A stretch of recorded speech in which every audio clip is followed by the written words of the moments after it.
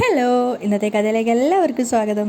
അങ്ങനെ അമ്പലത്തിലെത്തിയിട്ടുണ്ടായിരുന്ന പ്രകാശനോട് കാർത്തിക വിളിച്ചിട്ട് പറയുന്നുണ്ട് അമ്പലത്തിൽ വന്നിട്ടുള്ള ചെറിയ പെൺകുട്ടികളുടെ കാല് കഴുകാൻ വേണ്ടിയിട്ട്. ആ സമയത്ത് പ്രകാശൻ പുച്ഛത്തോടെ പറയുകയാണ്, ഞാൻ കഴുകാൻ വേണ്ടിയിട്ടോ? അതെ, ഞങ്ങളുടെ നാട്ടിലെ പ്രമാണിമാരൊക്കെ എല്ലാവരും കഴുകുമല്ലോ, പിന്നെ അച്ഛന് കഴുകിയാലെന്താ? മോളെ, ഒരു പരിചയമില്ലാത്ത പെൺകുട്ടികളുടെ കാലൊക്കെ കഴുകുക എന്ന് പറഞ്ഞാൽ മോശമല്ലേ എനിക്ക്? അങ്ങനെയൊക്കെ ഞാൻ ചെയ്യണോ? അയാളിങ്ങനെ ദേഷ്യത്തോടെ സംശയത്തോടെയും ചോദിക്കുകയാണ്. ആ സമയത്ത് കാർത്തിക പറയുന്നുണ്ട്, അച്ഛൻ്റെ മനസ്സിൽ ഒരുപാട് ആഗ്രഹങ്ങളില്ലേ? അച്ഛൻ്റെ പെൺമക്കളെയും ഭാര്യയും ജയിക്കണം എന്നില്ലേ? അച്ഛൻ ഏറ്റവും കൂടുതൽ സ്നേഹിക്കുന്ന അച്ഛൻ്റെ മോന് നല്ലൊരു ഭാവി വേണമെന്ന ആഗ്രഹമില്ലേ?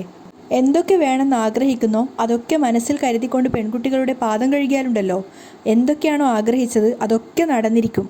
പ്രകാശം മറുപടിയൊന്നും പറയുന്നില്ലെങ്കിലും അയാൾ ദേഷ്യത്തോടെ മനസ്സിൽ ചിന്തിക്കുന്നുണ്ട്. നീ ഇപ്പം എന്ത് പറഞ്ഞാലും എനിക്ക് ചെയ്തല്ലേ പറ്റൂ, കാര്യങ്ങളുടെ കിടപ്പ് അങ്ങനെയല്ലേ കിടക്കുന്നത്. മോള് പറഞ്ഞാൽ എനിക്കെന്തും ചെയ്തല്ലേ പറ്റൂ. ഞാൻ ചെയ്യാം പ്രകാശം പറയാണ്. ആ സമയത്ത് കാർത്തിക പറയുന്നുണ്ട്, എനിക്ക് വേണ്ടി ചെയ്യണമെന്നില്ല, മനസ്സറിഞ്ഞ് ചെയ്താൽ ബലം ഉറപ്പാ. ശരി മോളെ, എന്നാൽ അങ്ങനെ ചെയ്തിട്ട് തന്നെ ബാക്കി കാര്യം. ഒട്ടും താല്പര്യമില്ലാതെ പ്രകാശൻ അത് അംഗീകരിക്കുകയാണ്. താൻ കൊടുത്ത ആ ഒരു പരീക്ഷണം പ്രകാശൻ ഏറ്റെടുത്ത ആ ഒരു സന്തോഷത്തിൽ കാർത്തികയും. അവൾ മനസ്സിൽ ചിന്തിക്കുന്നുണ്ട്, പെൺകുട്ടികളെ വെറുക്കുന്നവൻ പെൺകുട്ടികളുടെ കാല് കഴുകട്ടെ. മൊബൈൽ കാറിൽ വെച്ചുകൊണ്ട് തിരിച്ചു നടക്കുമ്പോഴാണ് പ്രകാശൻ ഓർത്തത്, ആ ദീപയുടെ മുന്നിൽ വെച്ചുകൊണ്ട് തന്നെ ഈ പെൺകുട്ടികളുടെ കാല് കഴുകേണ്ടി വരുമല്ലോ ഭഗവാനെ. ആ സമയം ആ ക്ഷേത്രത്തിൻ്റെ മറ്റൊരു ഭാഗത്തായിട്ട് ലക്ഷ്മി വന്ന് ഇറങ്ങിയിട്ടുണ്ടായിരുന്നു. അവർ വന്നപ്പോൾ തന്നെ കാർത്തികയെ വിളിച്ച് പറയാണ്, ഞാനിവിടെ എത്തി മോളെ, ക്ഷേത്രത്തിൽ. അവിടെയുണ്ട് ആ കാട്ടാളൻ. കാർത്തിക പറയാണ്, അതുകൊണ്ടാണല്ലോ ഞാൻ ഇങ്ങോട്ടേക്ക് വന്നത്. ഇനി എനിക്ക് നേരിട്ട് കാണണം പെൺകുട്ടികളെ വെറുക്കുന്നവൻ പെൺകുട്ടികളുടെ കാല് കഴുകുന്ന ആ ഒരു രംഗം. അപ്പോഴാണ് കാർത്തിക പറയുന്നത്, അവിടെ അമ്മയ്ക്ക് കാണാൻ വേറൊരാൾ കൂടി എത്തിയിട്ടുണ്ട്. അതാരാ? അയാളുടെ രണ്ടാമത്തെ ഭാര്യ.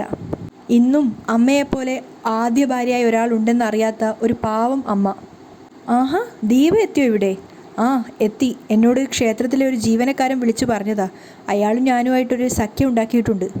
സെറ്റ് സാരി ഉടുത്തിട്ടാ ആ അമ്മ വന്നിരിക്കുന്നേ. എൻ്റെ അമ്മയെപ്പോലെ തന്നെ കല്യാണിയുടെ അമ്മയും നല്ല ഭംഗിയുള്ള കൂട്ടത്തിലാണ്. ഇനി ആളെ കണ്ടുപിടിക്കാൻ പ്രയാസമൊന്നും ഉണ്ടാവില്ലല്ലോ? ഇല്ല. ഇനി ഞങ്ങൾക്ക് രണ്ടുപേർക്കും കാണാം പ്രകാശൻ ആ ചെയ്യുന്ന കാര്യങ്ങൾ. പെൺകുട്ടികളെ വെറുക്കുന്നവൻ പെൺകുട്ടികളുടെ കാല് കഴുകുന്ന രംഗം. ശരി മോളെ, ഞാൻ എൻ്റെ ഡ്രൈവറോട് പറഞ്ഞിട്ടുണ്ട് ആ രംഗം മൊബൈലിൽ പകർത്താൻ. അപ്പോൾ സന്തോഷത്തോടെ കാർത്തിക് പറയുന്നുണ്ട്, ആയിക്കോട്ടെ, എന്നിട്ട് എനിക്കും ഒന്ന് അയച്ചു തരണേ. ശരി മോളെ. അതിനുശേഷം അവരുടെ ഡ്രൈവറോട് അതൊക്കെ മൊബൈലിൽ പകർത്താൻ വേണ്ടിയിട്ട് ആവശ്യപ്പെടുകയാണ്. ആ സമയത്ത് 3 പെൺകുട്ടികളെയും വിളിച്ചുകൊണ്ടാണ് ക്ഷേത്രത്തിനകത്തേക്ക് പൂജാരിയും തിരുമേനിയും വരുന്നുണ്ടായിരുന്നത്. അവരെ അനുഗമിച്ചെന്നോണം പ്രകാശനും വരുന്നുണ്ടായിരുന്നു. അപ്പോൾ ഇത് എവിടത്തേക്കാണ് പോകുന്നേ എന്നറിയാൻ വേണ്ടിയിട്ട് അവരെ എല്ലാവരെയും അനുഗമിച്ച് ദീപയും പിന്നാലെ തന്നെ ഉണ്ടായിരുന്നു. എന്തായിരിക്കും ഇയാൾ ചെയ്യാൻ പോകുന്നതെന്ന് ദീപക്ക് നല്ല സംശയം ഉണ്ടായിരുന്നു. അതേസമയം 3 പെൺകുട്ടികളും അവിടെ എത്തിയപ്പം പൂജാരി പറയുന്നുണ്ട് അവിടെ ഇരുന്നോളാൻ. അതിനുശേഷം പ്രകാശനോട് പറയാനും, പെൺകുട്ടികളുടെ ശിരസ് മുതൽ പാദം വരെ ആരതി ഒഴിയുക. അപ്പോൾ പ്രകാശൻ തിരിച്ചു ചോദിക്കുകയാണ്, ഞാനോ? വേറെ ആരാ? അവർ തിരിച്ചു ചോദിക്കുന്നുണ്ട്. അങ്ങനെ പ്രകാശൻ അത് അംഗീകരിക്കുകയാണ്. മാറി തന്നിട്ട് ദീപയും അതുപോലെ തന്നെ കാറിലായിട്ട് ഇരുന്നിട്ട് കുറച്ച് ദൂരത്ത് നിന്ന് ലക്ഷ്മി ഈ കാഴ്ചകൾ കാണുന്നുണ്ടായിരുന്നു. അങ്ങനെ 3 പെൺകുട്ടികളെയും പ്രകാശൻ ആരതി ഒഴിയാണ്. അതിനുശേഷം അവിടെ നിന്ന് 3 പെൺകുട്ടികളോടും തിരുമേനി പറയുന്നുണ്ട്, ആ പീഠങ്ങളിൽ ഇരിക്കുക. അവിടെ താഴത്ത് വെച്ചിരിക്കുന്ന താലങ്ങളിൽ കാലുകൾ വെച്ചുകൊണ്ട് വേണം ഇരിക്കാൻ. ഇതെന്താ ആചാരം എന്ന് മനസ്സിലാവാത്ത ആ ഒരു സംശയത്തോടു കൂടിയാണ് ദീപം നിൽക്കുന്നത്. ആ സമയത്ത് പ്രകാശൻ ചിന്തിക്കുന്നുണ്ട്, ഇവരുടെയൊക്കെ കാല് കഴുകേണ്ട ഒരു ഗതികേട്. അപ്പം തിരുമേനി പറഞ്ഞു കൊടുക്കുന്നുണ്ട്, പ്രാർത്ഥനയോടെ ഈ ഭൂമി അമ്മയാണെന്ന് സങ്കല്പിച്ചുകൊണ്ട്, ആ അമ്മയുടെ മുകളിലാണ് നമ്മൾ നിൽക്കുന്നത് എന്ന് സങ്കല്പിച്ചുകൊണ്ട്, പെൺകുട്ടികളോട് അറിഞ്ഞോ അറിയാതെയോ എന്തെങ്കിലും തെറ്റുകൾ ചെയ്തിട്ടുണ്ടെങ്കിൽ അത് പൊറുക്കണേ എന്ന് പ്രാർത്ഥിച്ചുകൊണ്ട് കാല് കഴുകിയിട്ട് ആ വെള്ളം കൊണ്ട് തൻ്റെ മുഖം കഴുകിക്കൊള്ളുക. അത് കേട്ടതും പ്രകാശൻ ഞെട്ടിത്തരിച്ച് നിൽക്കുകയാണ്. അതുപോലെ തന്നെ ദീപക്കും അതിശയാവുന്നുണ്ടായിരുന്നു. ഇങ്ങനെയൊക്കെ പറഞ്ഞു കഴിഞ്ഞാൽ പ്രകാശൻ ചെയ്യോ എന്നറിയുന്നതിനുള്ളൊരു ആകാംക്ഷ അവർക്കുണ്ടായിരുന്നു. മാത്രമല്ല പ്രകാശൻ ചോദിക്കുന്നുണ്ട്, മുഖം കഴുകാനോ? അതെ, എങ്കിലേ ഈ പൂജ പൂർണ്ണ ആവുകയുള്ളൂ, തിരുമേനി പറയാണ്. അന്താളിച്ച് നിന്ന പ്രകാശൻ്റെ കയ്യിൽ മഞ്ഞൾ വെള്ളം കൊടുത്തിട്ട് ആ പെൺകുട്ടികളുടെ പാദം കഴുകാൻ പറയാണ്. അതുപോലെ തന്നെ പ്രകാശൻ അതൊക്കെ അനുസരിക്കുന്നുണ്ടായിരുന്നു. ദീപക്ക് അതൊക്കെ അതിശയായിട്ടാണ് തോന്നുന്നത്. ലക്ഷ്മിയാണെങ്കിൽ അതൊക്കെ കണ്ട് ആസ്വദിക്കുകയാണ്. പക്ഷേ ദീപയുടെ മനസ്സിൽ ആ സമയത്തൊക്കെ വന്നിരുന്നത് കല്യാണിയുടെ കുട്ടിക്കാലാണ്. അറിയാതെയെങ്കിലും പ്രകാശൻ്റെ ശരീരത്തിലൊന്ന് കല്യാണി ഇടിച്ചു പോയി കഴിഞ്ഞാൽ ഒരു നികൃഷ്ട ജീവിയോടെന്ന പോലെയായിരുന്നു കല്യാണിയോട് പ്രകാശൻ പെരുമാറിയിട്ടുണ്ടായിരുന്നത്. അങ്ങനെയുള്ള പ്രകാശൻ ഇങ്ങനെ ഒരു കാര്യം ചെയ്യുന്നത് ദീപക്ക് വിശ്വസിക്കാൻ തന്നെ സാധിക്കുന്നുണ്ടായിരുന്നില്ല. അതിനുശേഷം പെൺകുട്ടികളുടെ പാദം കഴുകിയ ആ വെള്ളം തിരുമേനി ഒരു ചെറിയൊരു പാത്രത്തിലാക്കിയിട്ട് പ്രകാശന് കൊടുത്തിട്ട് പ്രകാശൻ അത് വെച്ചിട്ട് മുഖം തുടക്കുകയാണ്. അതൊക്കെ തൻ്റെ കണ്ണുകൾ കൊണ്ട് കാണുന്ന സമയത്ത് ദീപയ്ക്ക് വിശ്വസിക്കാൻ പറ്റുന്നില്ല. പക്ഷേ ഒരു പ്രതികാരം നിറഞ്ഞ പുഞ്ചിരിയോടുകൂടിയാണ് ലക്ഷ്മി അതൊക്കെ കണ്ട് ആസ്വദിക്കുന്നുണ്ടായിരുന്നത്. പ്രകാശൻ അമാന്തിച്ച് നിൽക്കുന്ന കണ്ടപ്പോൾ തന്നെ പൂജാരി പറയുന്നുണ്ട്, വെറുപ്പോടെ ചെയ്യരുത്. ആ സമയത്ത് പ്രകാശൻ ചിന്തിക്കുകയാണ്, ഇങ്ങനെയൊക്കെ ചെയ്തു കഴിഞ്ഞാൽ ആഗ്രഹിച്ച കാര്യങ്ങളൊക്കെ നടക്കുമെന്നാണല്ലോ കാർത്തിക മോൾ പറഞ്ഞത്. അതുകൊണ്ട് ആത്മാർത്ഥതയോടുകൂടി തന്നെ ചെയ്യാം എന്ന് വിചാരിച്ചുകൊണ്ട് തന്നെയാണ് പ്രകാശൻ ആ വെള്ളം വെച്ചിട്ട് മുഖം കഴുകുന്നത്. ദീപ ഞെട്ടിത്തരിച്ചിട്ടാണ് ആ കാഴ്ച കണ്ടു നിൽക്കുന്നത്. ഇയാൾക്ക് എന്താ പറ്റിയത്? ഒരിക്കലും ഇയാൾ ഇങ്ങനെയൊന്നും ചെയ്യേണ്ടതല്ലല്ലോ. അതിനുശേഷം ആ പെൺകുട്ടികളുടെ നെറ്റിയിൽ തൊട്ടു കൊടുക്കാൻ വേണ്ടി ചന്ദനം തിരുമേനി ഏൽപ്പിക്കുകയാണ്. പ്രകാശൻ അതും ഭയഭക്തിയോടുകൂടി തന്നെ ചെയ്യുന്നുണ്ട്. ഇനി ദേവിയെ വന്ദിച്ചിട്ട് പൊയ്ക്കോളൂ. തിരുമേനി പറഞ്ഞു കേട്ടപ്പോൾ പ്രകാശിന് സമാധാനമായി, ചടങ്ങുകളൊക്കെ കഴിഞ്ഞല്ലോ എന്ന് വിചാരിച്ചിട്ട്. ദേവിയെ വന്ദിച്ച് വന്നതിന് ശേഷം തിരുമേനിയോട് ചോദിക്കുന്നുണ്ട്, എല്ലാം കഴിഞ്ഞല്ലോ അല്ലേ? കർമ്മങ്ങളൊക്കെ കഴിഞ്ഞു. അപ്പോഴേക്കും അങ്ങോട്ടേക്ക് കയറി വന്ന ദീപ കാണാൻ വേണ്ടിയിട്ട് കയ്യിൽ നിന്നും 500 രൂപയുടെ നോട്ടുകൾ എടുത്തിട്ട് പെൺകുട്ടികൾക്ക് കൊടുക്കുകയാണ്. ഇത് നല്ലൊരു കാര്യം ചെയ്തതല്ലേ, എന്തെങ്കിലുമൊക്കെ വാങ്ങിച്ച് കഴിച്ചോ എന്ന് പറഞ്ഞുകൊണ്ട് 500 രൂപ ഓരോ പെൺകുട്ടിക്കും കൊടുക്കുകയാണ്. അതിനുശേഷം തിരുമേനിക്കും പൂജാരിക്കും അതുപോലെ തന്നെ പണം കൊടുക്കുന്നുണ്ടായിരുന്നു. തിരിച്ചു വരുമ്പോൾ ദീപയുടെ അരികിലെത്തിയപ്പോൾ പറയുന്നുണ്ട്, പണം ഇത്തിരി കൂടുതൽ കയ്യിലുള്ളത് കൊണ്ട് നിർധനരായ കുറച്ച് പാവം പെൺകുട്ടികൾക്ക് ദാനം ചെയ്യാമെന്ന് കരുതി. കുറച്ച് പുണ്യം കൂടുതൽ കിട്ടുമല്ലോ അമ്മേ ദേവി എന്നൊക്കെ പറഞ്ഞുകൊണ്ട് ദീപയെ കളിയാക്കിക്കൊണ്ട് അയാൾ അവിടുന്ന് പോവുകയാണ്. ആ സമയത്ത് ദീപ പരിഹാസത്തോടെയാണ് ചിരിച്ചത് കേട്ട് നിൽക്കുന്നത്. കാരണം പ്രകാശിൻ്റെ ആ പ്രവൃത്തികൾ കണ്ടിട്ട് അവർക്ക് അത്രത്തോളം അത്ഭുതമായിട്ടുണ്ടായിരുന്നു. അതിനുശേഷം നടയുടെ മുന്നിൽ വന്ന് നിന്ന് പ്രാർത്ഥിക്കുമ്പോഴാണ് പ്രസാദം കൊടുക്കാൻ വന്നിട്ടുണ്ടായിരുന്ന പൂജാരി പറഞ്ഞത്, പെൺകുട്ടികളെ തള്ളിക്കളഞ്ഞവൻ പെൺകുട്ടികളുടെ കാല് കഴുകുന്നത് കണ്ടോ? അതെനിക്ക് അത്ഭുതമായിട്ട് തോന്നുക. ദീപ പറയുന്നുണ്ട്, ആ ഇനി അങ്ങനെ പല അത്ഭുതങ്ങളും നടക്കും. അദ്ദേഹം തിരിച്ചു പറയാണ്, നടന്നല്ലേ പറ്റൂ. അദ്ദേഹം എന്തൊക്കെയോ മനസ്സിൽ വെച്ചുകൊണ്ടാണ് അവിടുന്ന് പോകുന്നത്. ദീപ പ്രാർത്ഥിച്ച സമയത്ത് പെട്ടെന്ന് ഷോൾഡറിൽ വന്നിട്ട് തോളിൽ വന്നിട്ട് ഒരാളുടെ കൈവെക്കുകയാണ്. പെട്ടെന്ന് ദീപ തിരിഞ്ഞു നോക്കുന്ന സമയത്ത് അറിയാത്തതുപോലെ ലക്ഷ്മി പറയുന്നുണ്ട്, അയ്യോ പരിചയക്കാരിയാണെന്ന് കരുതിയിട്ടാണ് തോളിൽ പിടിച്ചത്, എന്താ പേര്? അപ്പോൾ അവർ ദീപ പരിചയപ്പെടുത്തുകയാണ്, ദീപ. ഇപ്പം ഇവിടെ ഒരു ചടങ്ങ് നടന്നല്ലോ, പെൺകുട്ടികളുടെ കാല് കഴുകി കൊടുക്കുന്ന ചടങ്ങ്. അതെന്തിനു വേണ്ടിയിട്ടാ?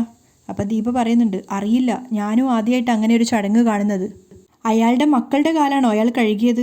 അയ്യോ അല്ല, അതെൻ്റെ ഭർത്താവാ, പ്രകാശൻ എന്ന അയാളുടെ പേര്. എന്നിട്ട് അയാളങ്ങ് പോയല്ലോ? ലക്ഷ്മി ചോദിക്കുകയാണ്. അതിന് ഇപ്പോൾ ഞങ്ങൾ തമ്മിൽ ബന്ധമൊന്നുമില്ല. ഓ, അയാൾ പെൺകുട്ടികളുടെ കാല് കഴുകുന്നത് കണ്ടപ്പോൾ പെൺകുട്ടികളോട് വലിയ സ്നേഹമുള്ള ആളാണെന്നാ ഞാൻ വിചാരിച്ചേ. അത് കേട്ടപ്പോൾ ദീപ പറയുന്നുണ്ട്, അത് ലെവലേഷൻ പോലും ഇല്ലാത്ത കൂട്ടത്തിലാണ്. പെൺകുട്ടികളെന്ന് കേട്ടാലേ അയാൾക്ക് ചതുർത്ഥിയാ. അപ്പോൾ വെറുപ്പോടുകൂടി ലക്ഷ്മി പറയുന്നുണ്ട്, അങ്ങനെയുള്ളവൻ്റെ മുഖത്ത് ചാണകവെള്ളം തളിക്കുക വേണ്ടത്. പക്ഷെ അതിന് മറുപടി പറയാതെ ദീപ പെട്ടെന്ന് അവരോട് കുശലാന്വേഷണം നടത്തുകയാണ്.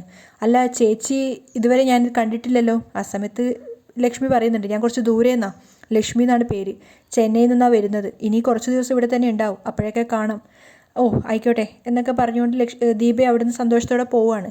ദീപ പോകുന്ന സമയത്ത് ലക്ഷ്മി മനസ്സിൽ വിചാരിക്കുന്നുണ്ട്, എൻ്റെ അനിയത്തിയെ പോലെയാണ് ഇവൾക്കും ആയുരാരോഗ്യ ആയുസ്സുണ്ടാവാൻ വേണ്ടി ഞാൻ പ്രാർത്ഥിക്കുകയാണ്.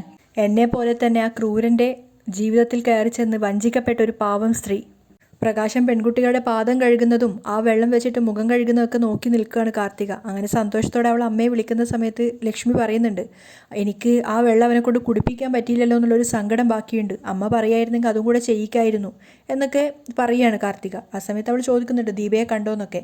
ഓ കണ്ടിട്ടുണ്ടായിരുന്നു, ഒരു പാവം സ്ത്രീയാണ്, മോള് പറഞ്ഞതുപോലെ തന്നെ ഒരു പാവം സാധുശ്രീ എന്നൊക്കെ പറയുന്ന സമയത്ത് അതെ, കല്യാണിയും അവളുടെ ആൾക്കാരും ഒക്കെ നല്ല ആൾക്കാർ തന്നെയാണ്. അമ്മ വിഷമിക്കേണ്ട, ഇനിയുള്ള ജീവിതത്തിൽ ഇനിയുള്ള കാലത്ത് നമുക്ക് അവരുടെ കൂടെ തന്നെ കൂടി അവരുടെ വീടിനടുത്തൊരു വീടൊക്കെ വെച്ച് സന്തോഷത്തോടെ ജീവിക്കാം എന്നൊക്കെ അവൾ അമ്മയ്ക്ക് വാക്ക് കൊടുക്കുകയാണ്. കിരൺ ഓരോ വർക്കുകൾ ചെയ്തുകൊണ്ടിരിക്കുമ്പോഴാണ് കുറേ സാരികളൊക്കെ ആയിട്ട് കല്യാണി അങ്ങോട്ടേക്ക് പോകുന്നത്. അങ്ങനെ അതിൽ ഓരോ സാരി അവർ പരസ്പരം ഏതാണ് ഭംഗിയെന്നൊക്കെ നോക്കുകയാണ്. അവസാനം ഒരു സാരി സെലക്ട് ചെയ്തിട്ട് അത് മതി അവാർഡ് വാങ്ങിക്കുമ്പോഴാന്നൊക്കെ കിരൺ പറയുന്നുണ്ട്. കാരണം ആ സാരി കല്യാണിക്ക് നന്നായിട്ട് ചേരുന്നുണ്ടെന്നാണ് അവൻ്റെ അഭിപ്രായം. അങ്ങോട്ടേക്കാണ് ദീപ അമ്പലത്തിൽ നിന്നും കയറി വരുന്നത്. അപ്പോൾ ദീപയെ കാണുന്ന സമയത്ത് കല്യാണി പറയുന്നുണ്ട്, എൻ്റെ ഭർത്താവ് സെലക്ട് ചെയ്ത സാരി ഇത് നന്നായിട്ടില്ലേ എന്നൊക്കെ അമ്മയോട് ചോദിക്കുകയാണ്. അപ്പം കിരൺ ചോദിക്കുന്നുണ്ട്, അമ്മയോട് ചോദിക്കുന്നുണ്ട്, അമ്മ ക്ഷേത്രത്തിൽ നിന്ന് അന്നദാനമൊക്കെ കഴിഞ്ഞിട്ടാണോ വന്നത്? ആ മോനെ, അങ്ങനെയാണ് വന്നത്. ഇന്ന് പ്രതീക്ഷിക്കാത്തൊരു സംഭവം ഉണ്ടായി. ദീപ പറയാണ്. അല്ല മോളെ, ഈ ലക്ഷ്മി ഉത്രട്ടാതി ആരാ? പെട്ടെന്ന് ദീപ ചോദിക്കുകയാണ്. അപ്പോൾ കല്യാണിക്ക് മനസ്സിലായില്ല. ലക്ഷ്മി ഉത്രട്ടാതിയോ? അതാരാ? കല്യാണിക്ക് മനസ്സിലായില്ല. ആ, അതാരാണെന്നാണ് ഞാനും ചോദിച്ചത്. അയാളുടെയും വിക്രത്തിൻ്റെയും പേരിൽ അർച്ചന കഴിപ്പിക്കുന്ന കൂട്ടത്തിൽ ഒരു ലക്ഷ്മി ഉത്രട്ടാതിയുടെ പേരിലും അർച്ചന കഴിപ്പിക്കുന്നത് കണ്ടു. അതാരാണെന്ന് മനസ്സിലാവുന്നില്ല. അപ്പോൾ കിരൺ പറയുന്നുണ്ട്, ആ അയാൾ ചിലപ്പോൾ രണ്ടാമത് കെട്ടാൻ പോകുന്ന സ്ത്രീ ആയിരിക്കും. എങ്കിൽ ഞാൻ രക്ഷപ്പെട്ടു. ദീപ പറയാണ്. ഇനിയെങ്ങാനും അയാളുടെ മോൻ കെട്ടാൻ പോകുന്നതാണോ? കല്യാണി സംശയത്തോട് ചോദിക്കുന്നുണ്ട്. അപ്പോൾ കിരൺ പറയാണ്, ചിലപ്പോൾ അതാവാനും സാധ്യതയുണ്ട്. കാരണം ജയിലിൽ നിന്ന് ഇറങ്ങി വന്ന ശേഷം അവർ ഭയങ്കര പോഷായിട്ടാണല്ലോ ജീവിക്കുന്നത്. അച്ഛൻ്റെയും മോൻ്റെയും കയ്യിൽ വലിയ വലിയ വാഹനങ്ങളൊക്കെ ഉണ്ട്. അപ്പോൾ ഒരു പക്ഷേ വിക്രത്തിൻ്റെ കെണിയിൽ വീണ ഏതെങ്കിലും ഒരു പാവപ്പെട്ട പെണ്ണായിരിക്കാം ഈ ലക്ഷ്മി. ആ സമയത്ത് ദീപ പറയുന്നുണ്ട്, ഏതായാലും മോൾ അവിടെ ഇല്ലാത്തത് വലിയ നഷ്ടമായിപ്പോയി മോളെ. അതെന്താ? കല്യാണി സംശയത്തോട് ചോദിക്കുകയാണ്. പെൺകുട്ടികളുടെ കാല് കഴുകുന്ന ഒരു ചടങ്ങുണ്ടായിരുന്നു അവിടെ. എൻ്റെ ജീവിതത്തിൽ അങ്ങനെ ഒരു ചടങ്ങ് ഞാൻ ആദ്യമായിട്ട് കാണുക. എന്തായാലും 3 പെൺകുട്ടികളുടെ കാല് കഴുകി ആ വെള്ളം കൊണ്ട് അങ്ങേരുടെ മുഖം കഴുകി. അത് കേട്ടതും കല്യാണി അതിശയത്തോടെ കിരണിനെ നോക്കുകയാണ്. അവൾക്ക് ശരിക്കും വിശ്വസിക്കാനാവുന്നുണ്ടായിരുന്നില്ല. അപ്പോൾ കിരണും ചോദിക്കുന്നുണ്ട്, അപ്പോൾ പെൺകുട്ടികളോടുള്ള അയാളുടെ വിരോധമൊക്കെ മാറിയോ? അമ്പലത്തിലെ പൂജാരി നിർബന്ധിച്ചതുകൊണ്ടാ അങ്ങനെ ചെയ്തത്, അല്ലാതെ ഇഷ്ടമുണ്ടായിട്ടുകൊണ്ടൊന്നുമല്ല. ഏതായാലും ആ കാഴ്ച കാണാൻ നല്ല രസമായിരുന്നു. ആ സമയത്ത് ഞാൻ മോളുടെ കുട്ടിക്കാലം ഓർത്തുപോയത്. സാരയില്ല, കുറച്ചു കഴിയുമ്പോൾ അയാൾ പെൺകുട്ടികളെ ഇഷ്ടപ്പെട്ടു തുടങ്ങിക്കോളും. അയാളുടെ അവസാന കാലത്ത് ആൺകുട്ടികൾ ആരും കാണില്ല, പെൺകുട്ടികളെ കാണുള്ളൂ, അതെനിക്ക് ഉറപ്പാ. ദീപ അവിടുന്ന് പോയതിനു ശേഷം കിരണ് പറയുന്നുണ്ട്, ഈ ലക്ഷ്മി ഉത്രട്ടാതി ആരാണെന്ന് കണ്ടുപിടിക്കണമല്ലോ കല്യാണി. എന്തിനാ അതിൻ്റെ പിന്നാലെ പോകുന്നത്? ആ ഭാഗമൊക്കെ വിടുന്നതാ നല്ലത്. ഏതായാലും അയാൾ അമ്പലത്തിൽ പോയി തുടങ്ങിയത് നല്ലതാ. അപ്പോൾ കിരണി ചോദിക്കുന്നുണ്ട്, അതെങ്ങനെയാ നല്ല കാര്യമാവുന്നത്? അമ്പലത്തിലിരിക്കുന്ന ദൈവങ്ങൾക്ക് അയാളെപ്പോലുള്ളവരെ കാണുന്നത് വെറുപ്പായിരിക്കും. അയാൾ അമ്പലത്തിൽ പോകുന്നത് അയാളുടെ മോൻ്റെ നന്മയ്ക്കും നിന്റെ നാശത്തിനും വേണ്ടി പ്രാർത്ഥിക്കാനുമാ. അപ്പോഴേക്കും കല്യാണിയുടെ ഫോണിൽ രൂപയുടെ കോള് വരുന്നുണ്ടായിരുന്നു. നാളെ പോവാൻ വേണ്ടിയിട്ട് ഇവിടെ നിന്ന് ഇറങ്ങിയാൽ മതി എന്നൊക്കെ രൂപ പറയാണ്. അതുകൊണ്ട് വൈകുന്നേരം ഇവിടെ താമസിക്കാൻ പാകത്തിൽ വരണം എന്നൊക്കെ. അപ്പം കല്യാണി പറയുന്നുണ്ട്, ഞാനും കിരണേട്ടനും കൂടി അത് പ്ലാൻ ചെയ്തതാണ്. എങ്കിൽ പിന്നെ ശരി എന്ന് പറഞ്ഞുകൊണ്ട് രൂപ കോള് കട്ട് ചെയ്യാണ്. കോള് കട്ടായതിനു ശേഷം കിരണും പറയുന്നുണ്ട്, അത് തന്നെയാണല്ലോ നമ്മളും തീരുമാനിച്ചത്. എങ്കിൽ പിന്നെ പെട്ടെന്ന് റെഡിയാവാം, നമുക്ക് പോവാം. പോകുമ്പോൾ കുഞ്ഞിനെ കൊണ്ടുപോകേണ്ട കിരണേട്ടാ, കല്യാണി വിഷമത്തോടെ പറയാണ്. അവൻ അവിടെ ഉണ്ടെങ്കിൽ രാവിലെ യാത്ര പറയുമ്പോൾ വലിയ വിഷമായിരിക്കും. ഇപ്പം തന്നെ കിരണേട്ടനെ വിട്ടുപിരിയാൻ തന്നെ വലിയ വിഷമാ. അപ്പോൾ കിരണ് പറയുന്നുണ്ട്, അവസാന നിമിഷം കുഞ്ഞിനെ കാണണമെന്ന് പറഞ്ഞ് നീ വിഷമിക്കാതിരുന്നാൽ മാത്രം മതി. അപ്പം കല്യാണി കുറുമ്പോടെ കിരണിനെ നോക്കുകയാണ്. അവിടെയാണ് ഇന്നത്തെ എപ്പിസോഡ് വൈൻഡപ്പ് ചെയ്യുന്നത്.